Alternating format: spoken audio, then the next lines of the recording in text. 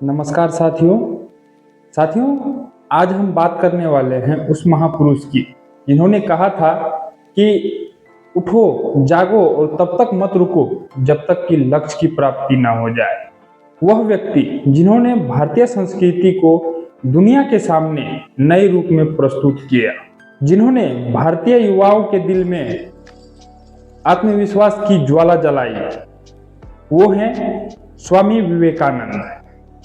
स्वामी विवेकानंद का असली नाम था नरेंद्र नाथ दत्त। उनका जन्म 12 जनवरी 1863 को कोलकाता पश्चिम बंगाल में हुआ था और उनकी माता भुवनेश्वरी देवी एक धार्मिक परिवार की महिला थी।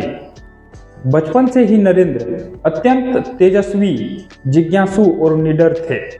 वे हमेशा प्रश्न पूछते रहते थे कि भगवान कहाँ है और क्या आपने भगवान को देखा है। उनकी यही जिज्ञासा आगे चलकर उन्हें स्वामी रामकृष्ण परमहंस तक ले गई। उन्हें एक दिन रामकृष्ण परमहंस से स्वामी विवेकानंद वही सवाल पूछे कि क्या आपने भगवान को देखा है। तो इस पर स्वामी रामकृष्ण परमहंस जी ने कहा हाँ, उतने ही नजदीक से जितने नजदीक से मैं तुम्हें देख रहा हूँ। यह जवाब नरेंद्र के मन में आग की तरह जल उठा। उन्होंने गुरु के साथ में आध्यात्मिक साधना की शुरुआत की और जीवन का उद्देश्य तय कर लिया कि मानव की सेवा ही सबसे बड़ी धर्म है। रामकृष्ण परमहंस के देहांत के बाद नरेंद्र नाथ ने संन्यास लिया और अपना नाम रखा स्वामी विवेकानंद। उन्होंने भारत की गांव-गांव की यात्रा की, गरीबी, भुखमरी और अंधविश्वास की हालात देखी। तभी उन्होंने निश्चय किया, मैं अपने देश के हर युवक को जगाऊंगा ताकि वो खुद के अंदर आत्मविश्वास को जगाए और भारत को फिर से महान बनाए। 1893 में शिकागो, अमेरिका में विश्व धर्म महासभा आयोजित हुआ। स्वामी विवेकानंद भारत के प्रतिनिधित्व करने वहां पहुंचे। शुरुआत में उन्हें बोलने की अनुमति नहीं मिली, लेकिन जब उन्हें 11 सितंबर को मंच पर कदम रखा और बोला sister and brother of America, तो पूरा हॉल तालियों से गूंज उठा। उन्होंने भारतीय संस्कृति, सहिष्णुता और एकता का परिचय दिया कि पूरा विश्व मंत्र मुग्ध हो गया। उन्होंने कहा, हम उस धर्म से हैं जिसने सिखाया है कि सभी धर्म सत्य है और सभी रास्ता ईश्वर तक जाता है। उनका भाषण भारतीय इतिहास का स्वर्ण अध्याय बन गया। भारत लौटकर उन्होंने युवाओं को संबोधित करते हुए कहा, तुम्हें अपनी आत्मा पर विश्वास रखना होगा। अगर आत्मा पे विश्वास नहीं है तो भगवान पर भी विश्वास रखना व्यर्थ है।